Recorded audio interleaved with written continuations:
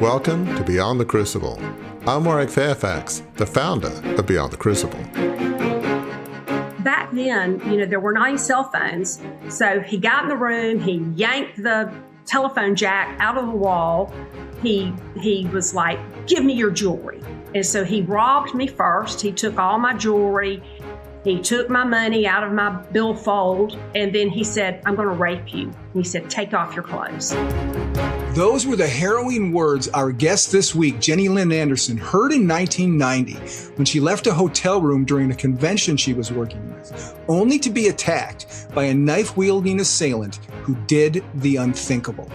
The horrors of that day deeply affected her for 2 decades, until she rekindled her faith at a women's Bible study and took her first steps toward wholeness, which culminated in publication of her memoir, Room 939, 15 Minutes of Horror, 20 Years of Healing. In the book and in our conversation, she discusses her attempts to achieve restoration on her own and how the spiritual truths she embraced allowed her to forgive her attacker.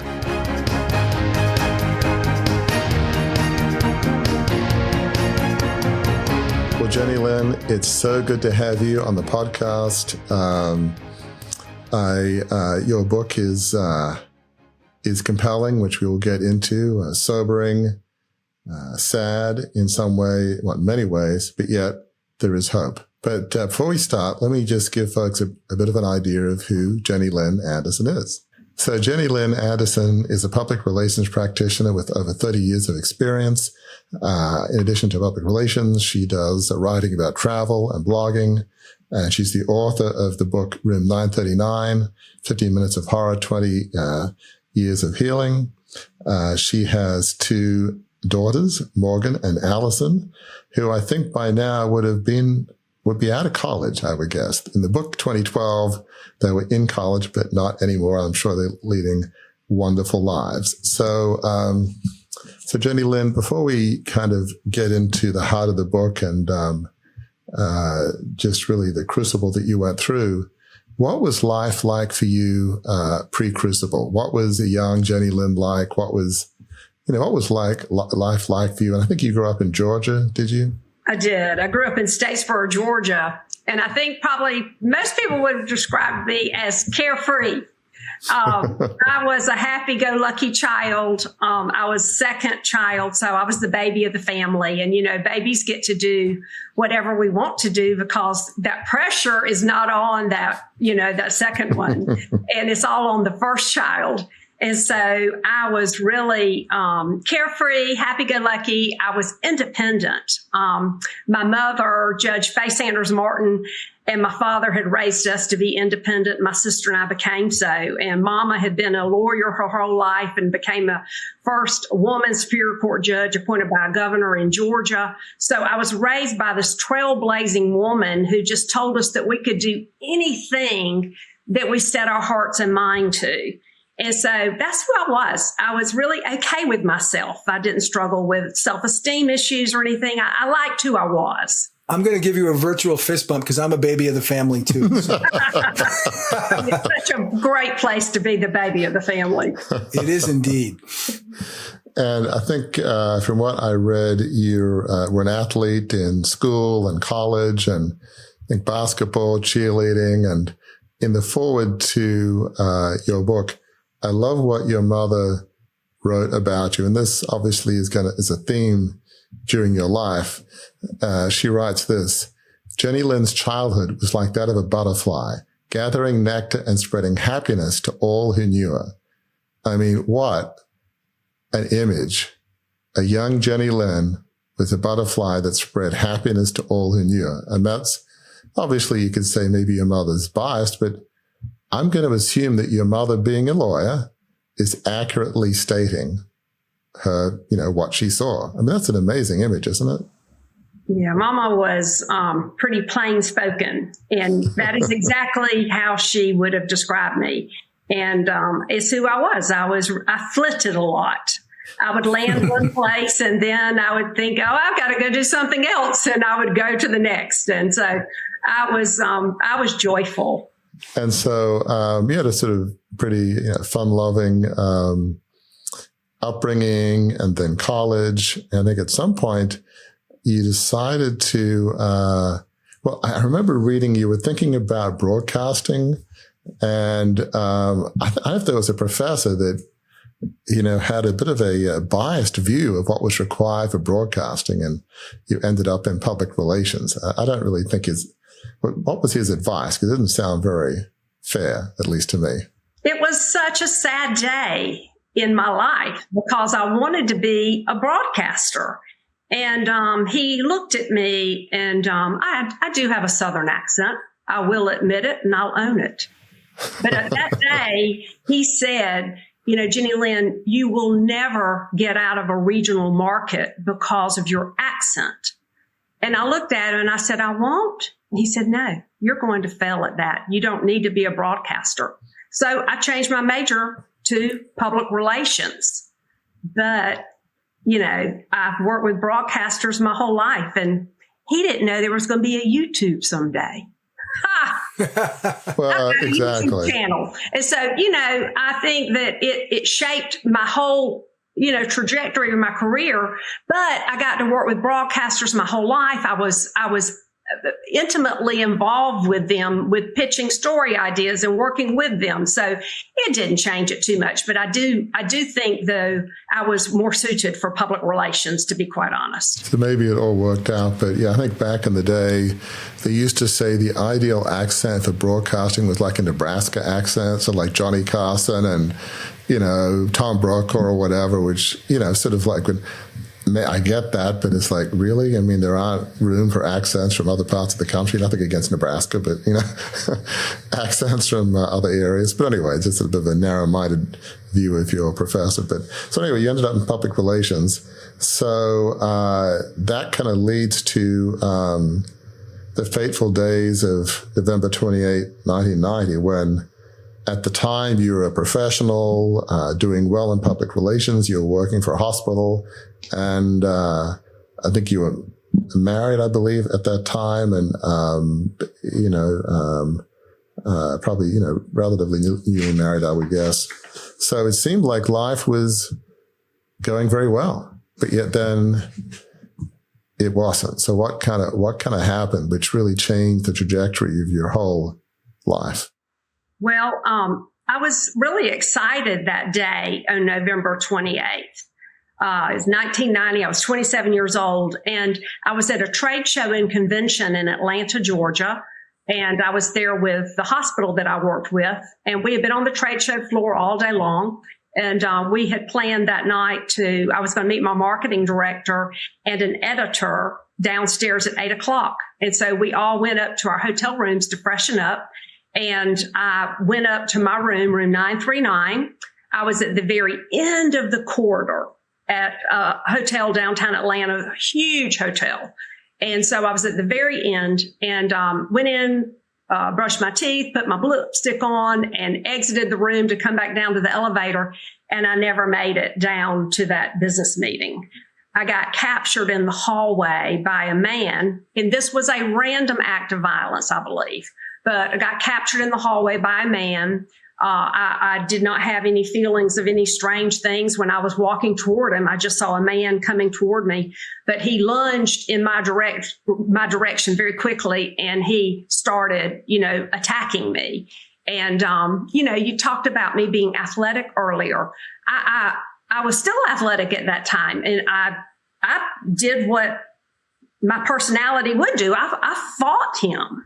And I was like, the first thing I remember going through my mind was like, you gotta be kidding me. I've got a meeting to go to. I'm about to meet an editor of a national magazine, and I got some things to accomplish, and you're not gonna get in my way. But he pulled a knife out to my neck, and he grabbed me in such a way where he had me in front of him, knife to my neck. And he, just said, go back to your room. And so I had about maybe 5 to 10 feet, maybe 10 feet back to the hotel room.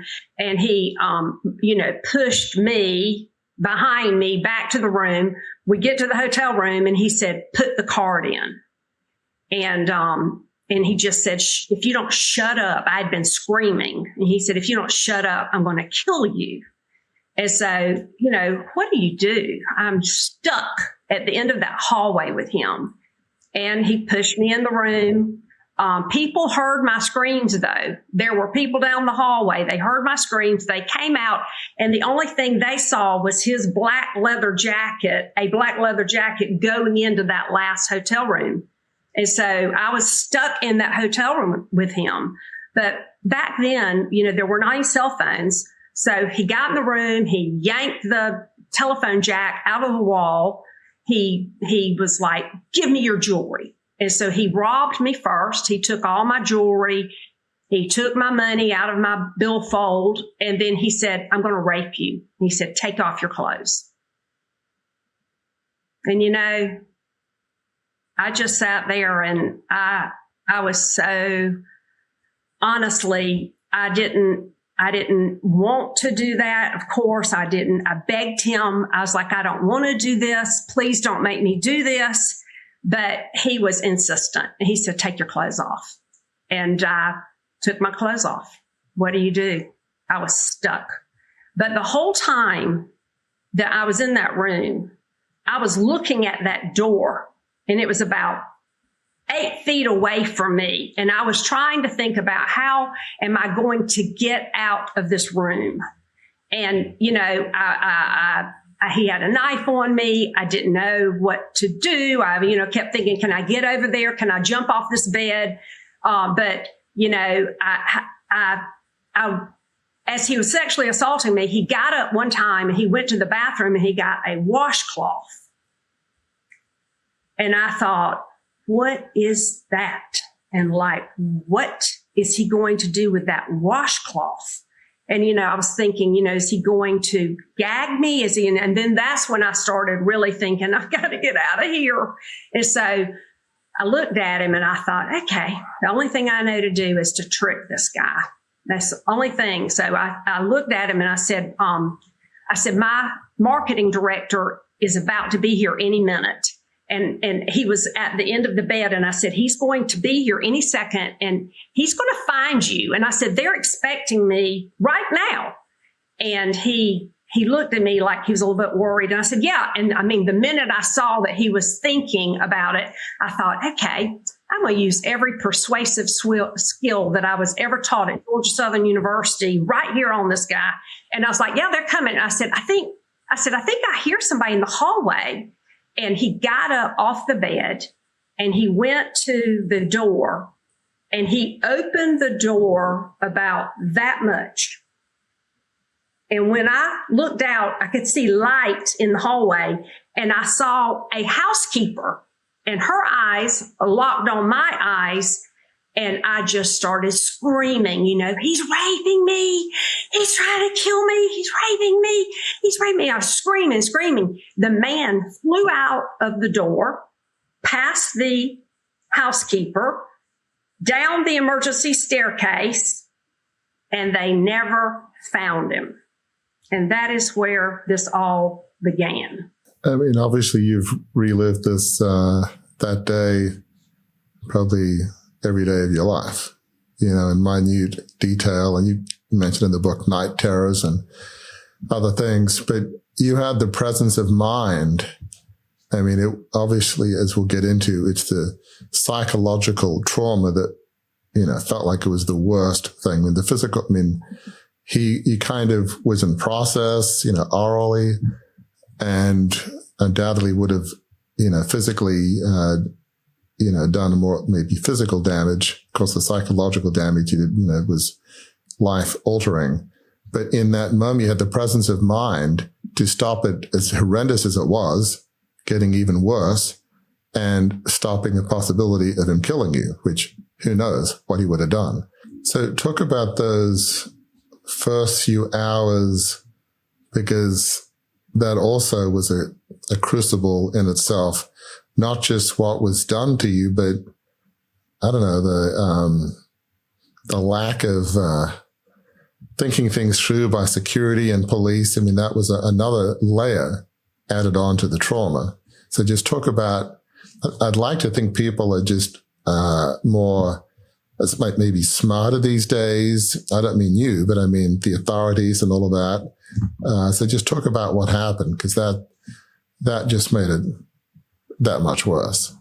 Yeah, I know. It was after it happened, they had to coax me out of the room. I was inside the door, with my back against the door, not wanting to come out of the room. They had to beg me to open the door. And then within 30 minutes, they tell me they think that they have found the man. And could I go down to security at the bottom of the hotel to see if this is the guy? So I go down there to the security area, and they have this man like a few feet away from me. And he was maybe 10 feet away from me. And they showed me this guy, and they said, Jenny Lynn, is this the man who hurt you? And I looked at him and I was like, no, that's not the guy.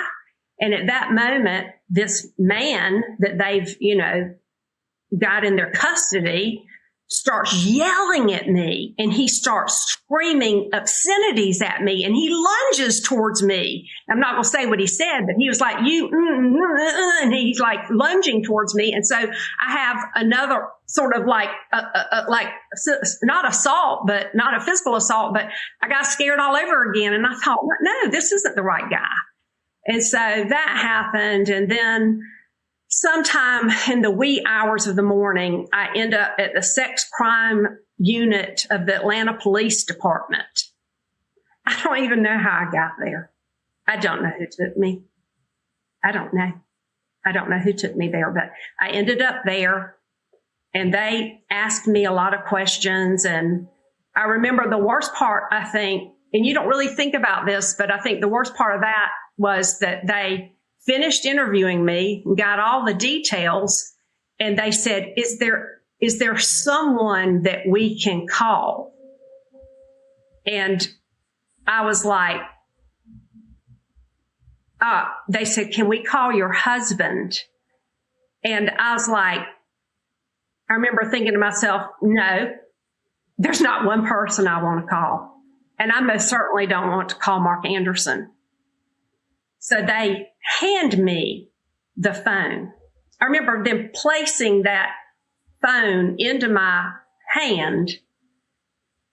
And then I looked at them and I thought, I'm going to do it. You're not going to like just say, can we dial the number for you or whatever? They just place it in my hand. I wanted to throw it at them. I wanted to just hang the phone up and not even have to call anybody and tell anybody that this has happened to me, especially not my husband. But I did. It was like 4 a.m, 3 a.m, and I called Mark, and I just said, Mark, I'm at the Atlanta Police Department. And I said, I was raped. And I said, I need you to get Mama. And they came, I think, at that moment. And I think they got to Atlanta sometime like around 9 a.m. At which time a friend of mine, a sorority sister of mine who lived in Atlanta, came and picked me up from the Atlanta Police Department. And I went out to her home in West Atlanta. The thing that's so sad is that, the room was cleaned up. No evidence didn't seem to be looked for. There was no DNA evidence. There was no no policeman saying, okay, before you do anything, I know you want to clean up, but we need to get DNA. I mean, stuff that could have, I don't know how good DNA analysis was back then, but certainly in the years since, it's gotten a lot better. From my understanding, they've never found this person. Maybe they could have. Maybe you could have, it wouldn't have undone things, but justice would have been nice, But it just felt like people just botched it. There's all sorts of things they could have said to you. They could have had a woman rape counselor come immediately saying, okay, look, here's what you need to do. There's all sorts of things I'd like to think they would do now, but just that lack of justice. Justice was impossible pretty much after that first 24 hours. It was, so that was another level of trauma you had to deal with. It was. I did finally go to the hospital when Mama brought me back home to Statesboro, Georgia. That was 2 days later. And they did the rape kit on me then. And, but it was all, I Oh my gosh, the night I'd gone to my friend Kelly's house that Thursday night, I stayed in a bathtub all night long. I just wept and wept in her bathtub. I didn't want to get out. And, it was all gone by that time. There was no evidence that they could have gathered. So talk about those first few days and months and that fun-loving butterfly Jenny Lynn, it felt like was gone. You probably thought, I don't know who that person was, but that's gone for good. I mean, just talk about what you were going through in those first few days and months. Mm-hmm. I think what I felt was a lot of terror. I was having a lot of what I didn't even know was post-traumatic stress disorder already manifesting itself. I would be frightened to even move about my house. I had a 3-bedroom home at that time, and it wasn't that large, but just moving from my den to my bedroom, and then even from my bedroom to my walk-in closet was horrendous. And then, going to work, having to go and get in my car, and then being in my car, it just sounds so crazy, but you're scared of the world. You're scared of everything because you have been traumatized. And so I'm sure my family were probably going, oh my gosh, what are we going to do with Jenny Lynn?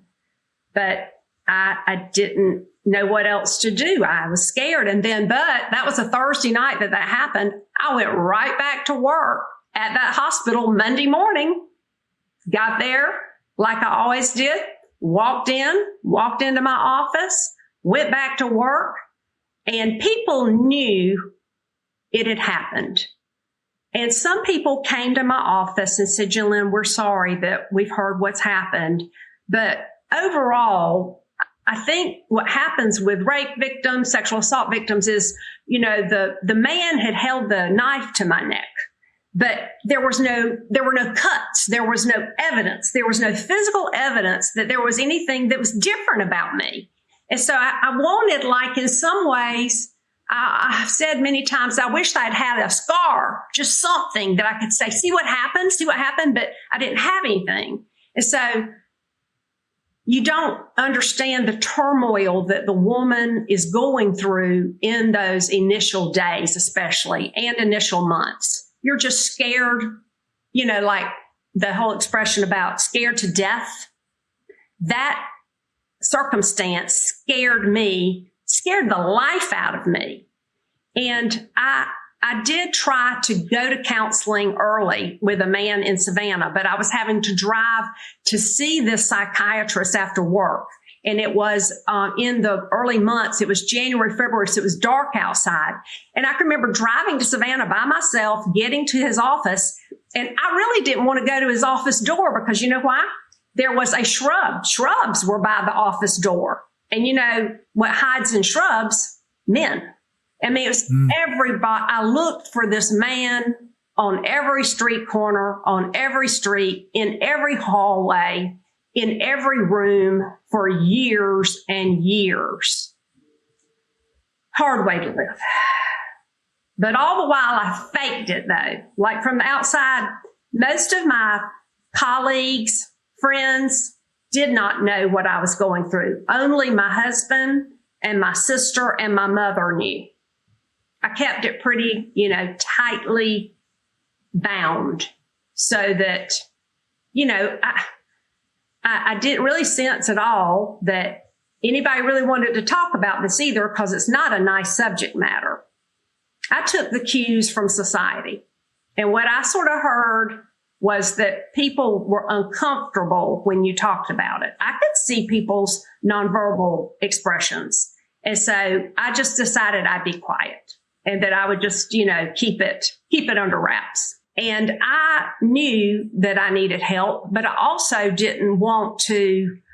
I really thought that opening all this back up again would be harder than just trying to keep going with time and years and years and years and getting it a little bit better.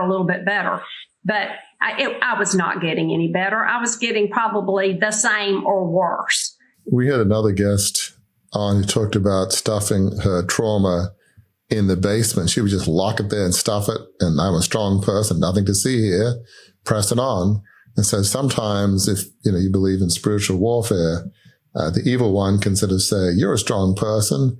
You've got this. You don't need help from God or Jan or anybody. Power forward. And it's like, it feels at the time pretty convincing. In hindsight, it's not truth, but at the time, it's a strategy for the evil one, if you believe in spiritual warfare, that is effective, right? You're a strong person. Just don't look at it. Stuff it in the basement, lock it away, compartmentalize. It doesn't work, but we think it will, right? I agree with that. I thought that if I read enough self-help books, I stayed on the Barnes and Noble aisle with self-help books, but I did. But I thought if I was smart enough, if I tried hard enough, that I could get this done. But really, the only thing that helped at all during those years, and this started around 1999, so 9 years into my journey, I started going to a Bible study. And I did not have a relationship with God.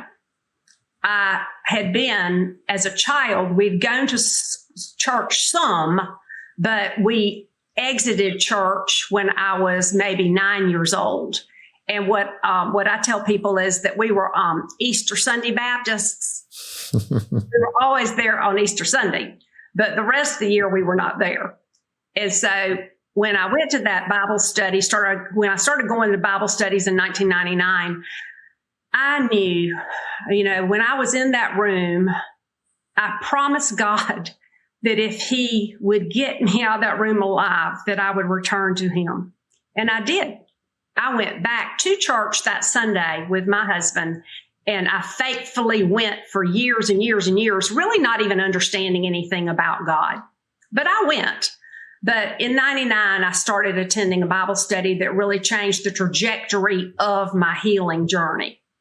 And it was God who put it all into place. He was waiting all those years for me.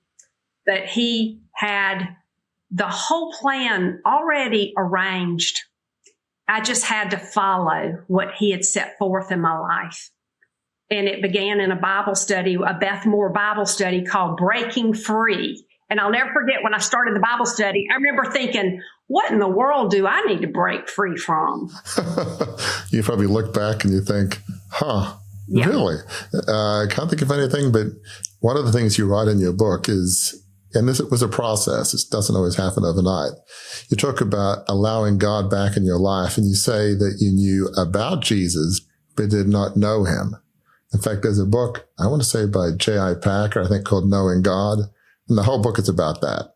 You can know a lot of head knowledge, which is helpful, without necessarily having Jesus as Lord of your life, control of your finances, relationships, emotions, everything, And so that's the journey. And you write that, you felt that you were damaged goods, but yet it felt like there was a quote in there that shows that, and I'm not sure exactly when you wrote this. It's in, chapter 10, My Faithful Father, but you say this, you say, I knew God had allowed me to survive that horrible, heart-wrenching night because he had a mission for me. He would heal me, and he would make me an instrument of his healing for others.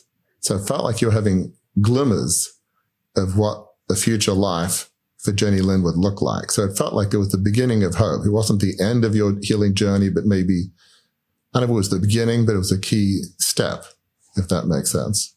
Yes, it was.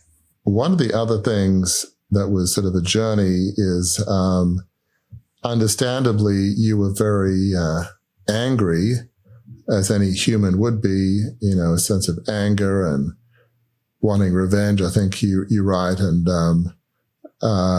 you write elsewhere that at one point you were a bitter, angry woman fixated on the question, why do bad things happen to good people? So there was a lot of anger is understandable. It's easy to say, looking back, it's not helpful, at least to you, but it's completely understandable why you would be so angry at this person, maybe the police, the security folks in the hotel, and it was probably a list of people. Top of the list is that guy, but there was a few. So just talk about that, because that must have been consuming and draining for years, that sense of anger that you went through. It was. When I did, start going back to church, I can remember sitting there trying to reconcile, why would God, why did God allow this to happen? Why me? Why would this happen to me? Like, I would just sit there and I'd think, well, wasn't I good enough, God? Like, did I not do enough good things in my life? And are you punishing me for something that I did growing up? And I never could reconcile it. And it wasn't about that. I didn't understand how the world worked. I didn't know how God worked. I didn't know that even though he loves me, and I know he loves me, that bad things happen to a lot of good people. We can just look around the world right now. And we're not promised a life without hurt and pain. It's just a matter of, are we going to take the hurt and pain? And are we going to be, living in bitterness our whole life? And, I didn't want to be bitter. That's not who I am. I just did not want to be bitter. And so it was, through that Bible study, through Beth Moore's Bible study, where that bitterness and blame and I didn't have shame, because I never felt like that I wasn't where I was supposed to be that night.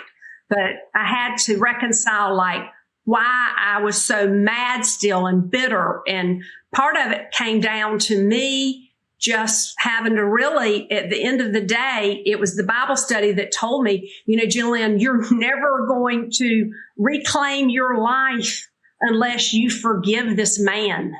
And, I had gotten closer to God through those years. If I studied the Bible, I'd gotten closer to God, and I felt like I was now dependent on him. I could find finally some peace. And it was the only moments of peace I ever found was when I was in God's word. But then, I read the Bible study with Beth Moore, and I was like, oh, yes, I do. I've got to forgive this man, because, man, I was mad at him. I was mad at this man. I hated what he had done to me. And I hated that he destroyed my life, and I hated everything about him. And I just couldn't stand the guy. And I would think about what he looked like, and I had burned his image in my mind. And in the Beth Moore Bible study, I came to a point in the Bible study where I had to sit there and go, well, this guy, he was once a child himself. And I thought, why would he want to hurt me? And you know what the truth is? Hurting people hurt people. Hurting Amen. people hurt people. And in this day of reckoning with me and God and forgiveness, I thought, that's what was wrong with that guy. Somebody had hurt him when he was a child, and he didn't know anything to do but to hurt me. And that's what he wanted to do that night. He wanted to rob me, he wanted to rape me, and he wanted to steal my joy. And he did. But at the end of the day, I remembered something in that day. I remember thinking he was a child. And I thought, somebody hurt him, and he doesn't know anything more than this. And that day in that Bible study, I sat there and I said, God, I forgive that man. He once was a little boy himself. In the moment, I let go of it, and I let God be the judge. I didn't have to judge this anymore. And I just sort of let go of it all that day. And I felt lighter for the first time in many, many, many years. And that was the first part of this healing. That was the first part right there. I mean, what you're saying is sadly so profound. I mean, one of the things, believe it or not, we say on this podcast often, the reason that we should forgive is because we're worth it. Not the other person, but lack of forgiveness is like being in prison or drinking poison.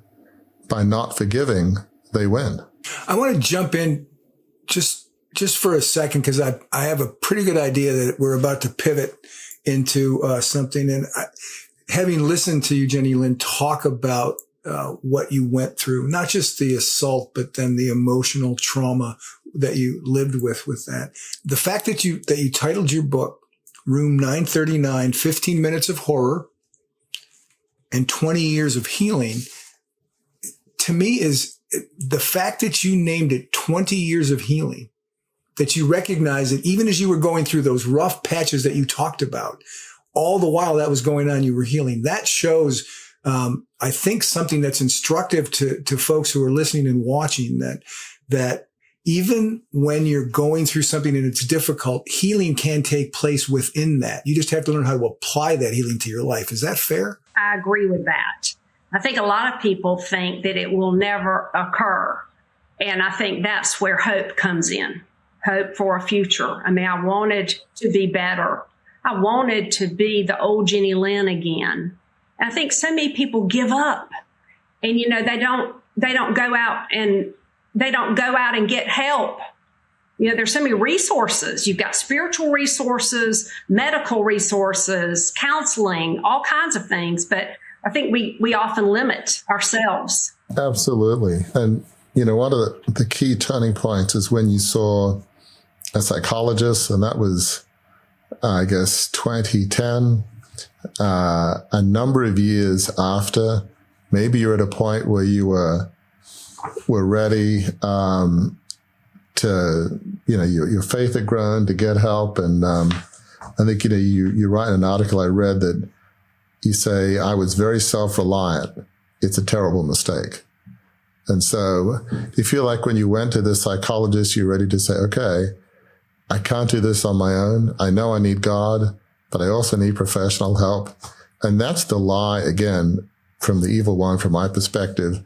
They want to tell you, oh, strong people don't get help. No, strong people do get help. Strong people say, I can't do it on my own. I need God. I need loving friends. And depending on the circumstances, I need counseling. That doesn't make you weak. It makes you strong. That's right. It's the lie that tells you if I go seek help, it means I'm weak. It's so destructive. But so talk about, because the woman that you saw, the psychologist, it seems like that time with her was a game changer for you. There was several points on your healing journey, but this was one of the key points. So talk about what happened and why what she did was so helpful to you. Okay, yes. I went to Dr. Ellen Emerson, and she's a psychologist, and she used cognitive behavioral therapy on me. And I can remember one of the initial meetings I had with her, she had this big manual out, and I remember looking on the side of the manual, and it said, Military Guide PTSD. I was like, golly, I'm really sick. She's got the military protocol out on me. But you know what? It's all the same. It doesn't matter if you've gone to the battlefield or to room 939, right. The symptoms are the same. And so she took it piece by piece and rewired my brain. And for anybody who's ever been through trauma, I want to just say, I feel like a commercial for, this, but cognitive behavioral therapy works. And it is a methodology in which I kept a notebook. A little notebook with me every day. And it would I would keep up with every event that activated in me. And I would write what it was. I would write what it made me feel like. And then I would write what happened. And then you have to stop yourself and say, what's the truth? So an example, I'd be in a grocery store. I would be going down an aisle. I would see a man that looked like the man who hurt me.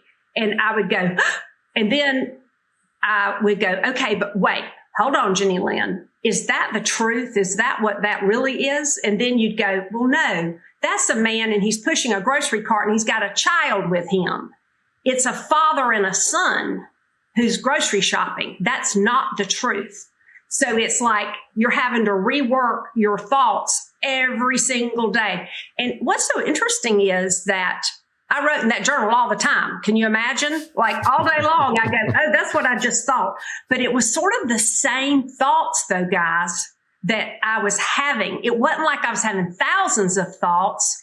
It was mostly due to more the robbery than the actual sexual assault. I was sort of scared I was going to get robbed again. That was interesting. But I worked on it and I worked on it and I worked on it. And you know what? I don't think that way anymore. And she got it. It all came, it gelled together. And while I was working with her, I started journaling and it became my book. You know, it became the book. So the journaling became the story became my life. The book came out of the journaling and the counseling, which was what I needed. I needed to tell it finally. It helped me I wrote everything in there. I didn't care. I didn't care by this point. 20 years had passed and I thought, no, you want to know what really happened? This is what happens when somebody gets assaulted. And I am the kind of person who I'm an open person. I'm an open book. And for me, not everybody can do this, but I can. And I can tell it, and I can tell it in a way where people are not offended. And I also can tell it to people who need help. And so that was part of what I was supposed to do, is to go tell it. And I started speaking, started talking about it. And what's amazing is just the wisdom that this doctor had. It talked about your loss of self and loss of joy, you know, it's led to grieving. Your experience has been more grief than fear. I'm sure at the time it's like, what? It's all about the fear. What do you mean grieving part? But yet she said you were not a victim, you were a survivor. You know, you endured all this time without, you know, before, you know, you got to her, and it felt like you were beginning to bounce back. And then talk about Operation Clothesline, because that seemed to be another key moment in which you're able to see what you went through could maybe help others. One of the things that I find with me is I try to have a bit of grace with myself. Yes. You know, inevitably, even when there's healing, there can be consequences. You're not completely the same. You might be triggered by something. And rather than going, come on, I should be over that, I shouldn't be triggered, it's like, I say to myself, it's okay, Warwick, you know, in my better moments, not all the time. It's like, just not being so hard on yourself if something triggers you, or, and not to bore you with all my story, but, you know, my dad was married 3 times, my mother twice. I was fortunate in the last marriage, but, you know, by the grace of God, I've been married to my wife over 35 years, but I was always paranoid about that. I didn't want that to happen to me, and thankfully it didn't. But, you know, does that make any kind of sense, is that when you've been through trauma, and again, what I went through feels like, you know, Disneyland compared to what you went through. It's not even close. But that being said, you get the point is, do you feel like you've gotten better at giving yourself a bit of grace when you could have tripped up about things? It's, come on, I should have gotten over this. I shouldn't be triggered by that locked door. I was past that years ago. Where'd that come from, right? Yeah.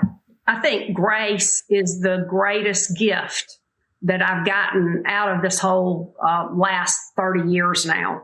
You know, grace. I used to teach 5th grade Sunday school. God's riches at Christ's expense. Grace. But, you know, for me, grace also, I think this has allowed me to have grace for so many other people, me too, but so many other people in my life, because I think it gives you a different perspective on life. When you do go through something really horrific, there's so many things that people go through every single day. And like, even in my life, you know, there's things that happened since that, but I think, well, I endured that. And like, if I can endure that, I certainly can endure more. And for other people who disappoint me or who don't do what I thought they should do, I think to myself, well, I've got to give them some grace, because life is not perfect, is it? Not at all. And it's not easy. And you have a lot of empathy for people. Like, this gives you great empathy to be able to endure, I think, much more than most can. And I don't judge, because I think you don't know what that person has been through until you've walked in their shoes. And so I think it does give you a gift of the grace of the greatest measure. And it's been good in my life. It's been helpful as I've gotten older. It's a good thing to have within your heart and soul. Amen. So talk a bit about Operation Clothesline. That was at Georgia Southern University. I think you went with your daughter, Morgan. That was also felt like a key moment. So talk about what that was and why that was helpful to you in your journey. Well, it happened when Morgan was in the 10th grade, and it's called Operation Clothesline. And it's where if you are a victim of assault, rape, you can go and you can write a message to your assailant on the T-shirt. And then you write the message on the T-shirt, and then you go and you hang it on this large clothesline. And, you know, that day when I went with Morgan, I had just released my book. And so it was a tender moment. And I wrote on the T-shirt, you know, I looked at all of these shirts, and they were all over the Georgia Southern's campus in this area. And they were, oh, y'all, the messages were horrific. You know, women in their anger and rage, and I get that. They had spewed what they wanted to say for years on their shirts. And some had Bible verses. It was just every kind of message imaginable. But I sat there and I put the green T-shirt down, and Morgan was standing beside me, and I sat down and I was like, what is it? And, you know, the only thing I could say was, you are forgiven. Done. I'm done with it. You're forgiven. And I put that shirt up on that line so proudly that my daughter was there to witness it too. Because not only was I saying to her, look, this was bad, but we're going to, I'm not holding on to this forever, and you shouldn't do it in the future either. But also I was able to show her that this happens to women and men, and that this is, you know, is empowerment. I empowered Morgan that day 2 ways: to know that this happens in life, but also that I was not going to be sad and mad my whole life, that I was going to embrace this and go forward with my life. And that was the best thing I could show a young daughter at that time. So well said. So talk about kind of what you do now and how you've used what's happened to you to help others. Well, I continue always to be an advocate and a resource. If there's someone ever that this happens to, people know that I will talk to their daughter or their son or their mother or whoever it is. Secondly, I have used this in my work that I'm doing now in travel. I am a huge traveler. I love to travel. I have had the travel bug since I was 9 years old. But in my writing, I'm writing a piece right now about women who want to travel to Savannah, Georgia, and where they should stay. They always ask me, where should I stay, Jenny Lynn? What hotels, whatever. Mm-hmm. But in this piece that I'm writing right now, I've got a huge section about being safe when you come to Savannah. And I can talk about it from a first person view. I can say, this is what I believe you should do, and this is what I know. And so years ago, I started talking to campuses, Georgia Southern campuses, other campuses where I would speak to sororities and different women's groups about know before you go. And so I have definitely a message within a message about what women should do to travel differently than men do. One final kind of thought I wanted to mention. In the foreword of your book by your mother, she just says some really heartwarming and heart-wrenching things. One of the things she says is just the assault's effect on, obviously, your life, family. And she says how fear robbed Jenny Lynn of freedom and stripped away God's rightful design for her life. But then she says this, and this is back in 2012, thankfully, forgiveness liberated my Jenny Lynn. My butterfly is back. Every mother wants to write those words about their child, about their daughter. She wanted her butterfly. She wanted that fun-loving, carefree person. Maybe, you know, we always say you're never the same after a traumatic event, but Talk about that, because again, your mother's was somebody that if she writes something, she believes it's true. Yes. So as you write that, do you feel like that is true in some sense? At least some of the essence of that butterfly is back? Absolutely. And, Mama wrote that in 2010 when the book was about to be published. And at that point, I had reclaimed my life. But unfortunately, Mama passed away just a few years ago.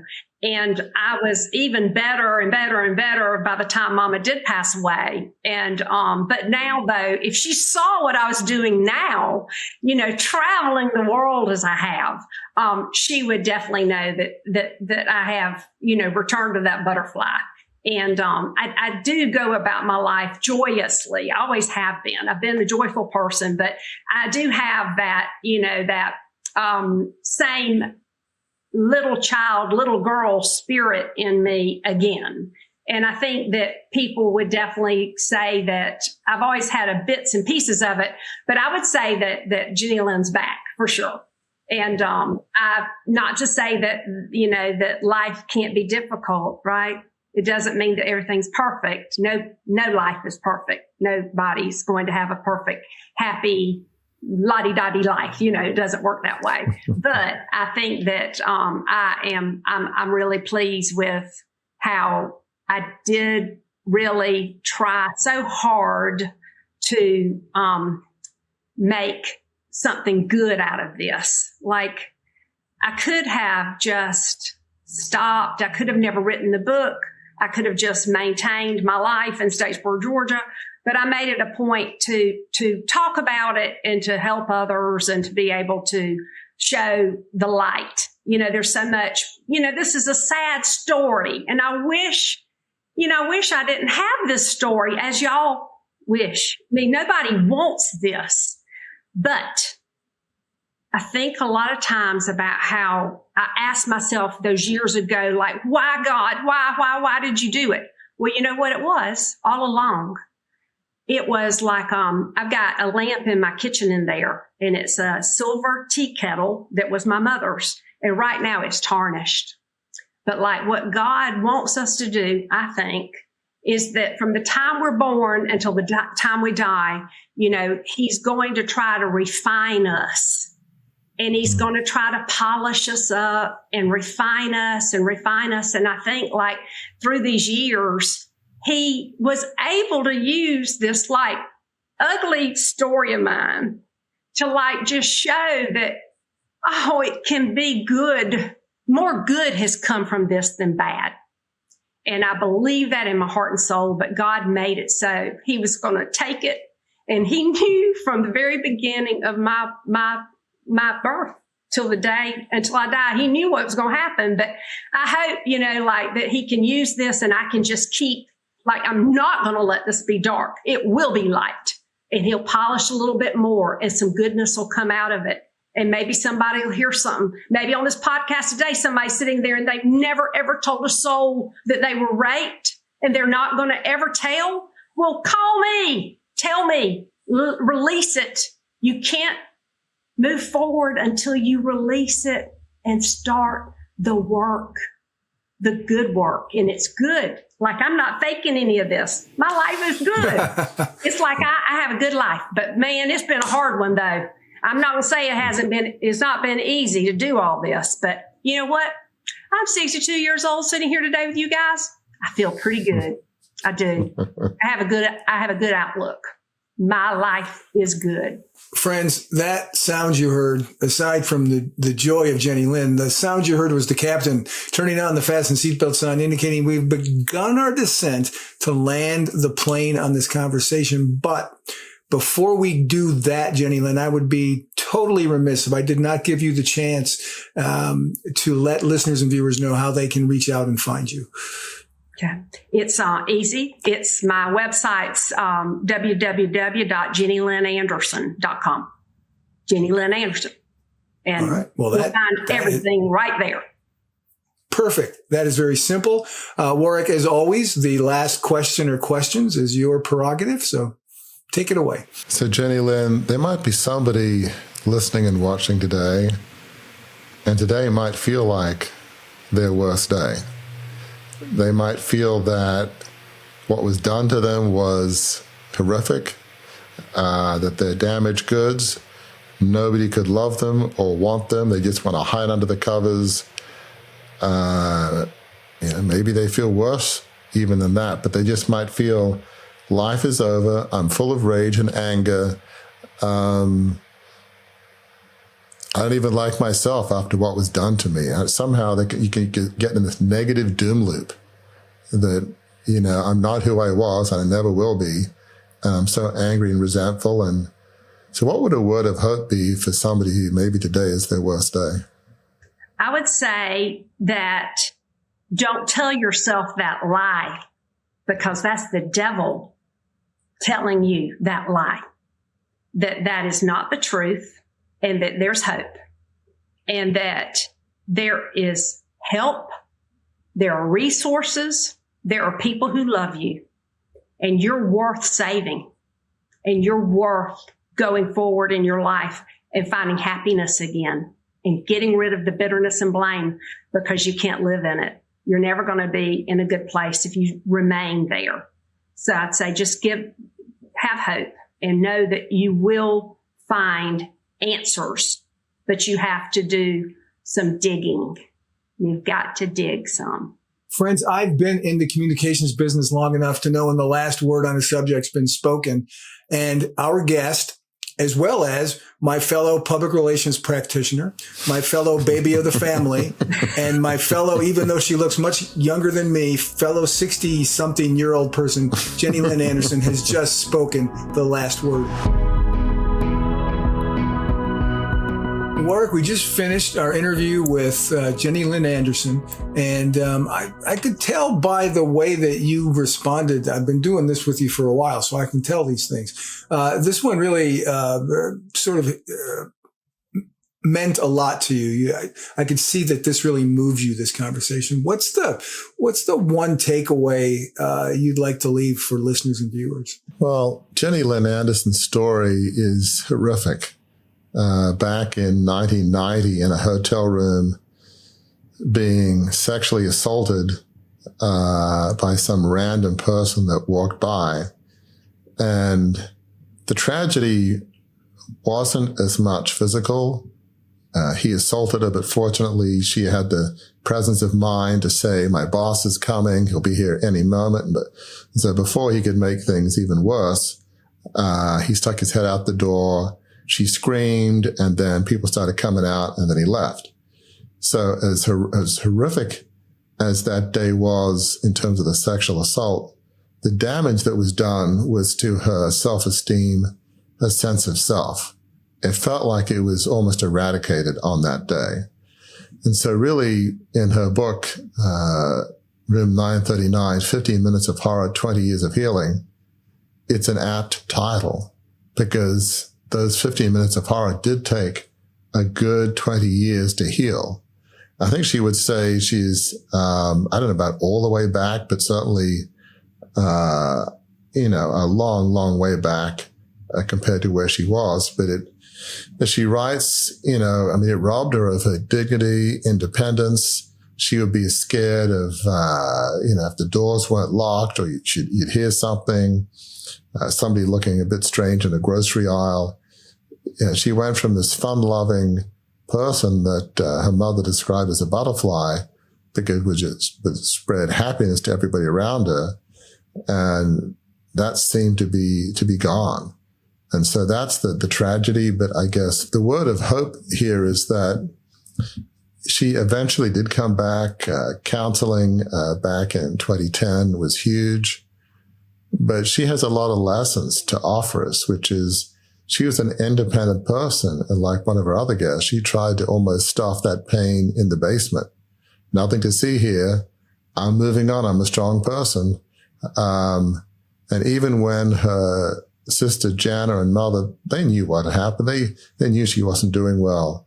She didn't fully let them in. And eventually, counseling as well as her faith in Christ was huge. That was a journey. And one of the other keys in her journey, and we talk about this a lot at Beyond the Crucible, was forgiveness. How can you forgive somebody that sexually assaults you? As we say all the time, forgiveness does not mean in any way, shape, or form condoning what was done, but forgiveness is important because you're worth forgiving. She was in a prison for years in one sense, but by forgiving, again, doesn't make what happened right or condone it, but she was able to become a more joyful person, and the person she is now. She is a blogger. She organizes travel. In particular for women, she tries to help them learn about how to be safer and things you can do to be safer, especially when you travel. So she's reclaimed her joy. One of the incredible things that her mother writes in the foreword of this book, her mother says, "Thankfully, forgiveness liberated my Jenny Lynn, my butterfly is back."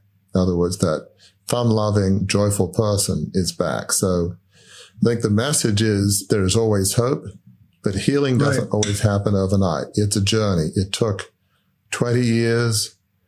Are there things that she can teach us so that hopefully our journey back won't be quite so long? Maybe everybody's journey is different. Avoiding the lie that, oh, I'm independent, I don't need help. We do need help. Strength is asking for help, whether it's counseling or help from friends. And another aspect of strength is forgiveness. Her life is a testimony to the importance of forgiveness. If you don't forgive, again, doesn't mean condoning. You let the other person win in a sense, and you're in prison. This prison of bitterness. And she was angry and bitter for many years. So it's a sobering, tragic story, but yet she is at a point where she is full of hope and joy and helps so many. So she has powerful lessons from that just horrific incident that she went through. So until the next time we are together, please remember this. We do know that your crucible experiences are difficult. My goodness, you heard Jenny Lynn talk about what she went through, but you also heard her talk about it wasn't the end of her story. It was the start of a new story, and you saw and heard the joy of where that new story has brought her, because as she's learned the lessons from her crucible, and she's learned how to have hope, as she said several times in this conversation, it has led her to a destination that can be the most rewarding destination you'll ever find, and that is a life of significance.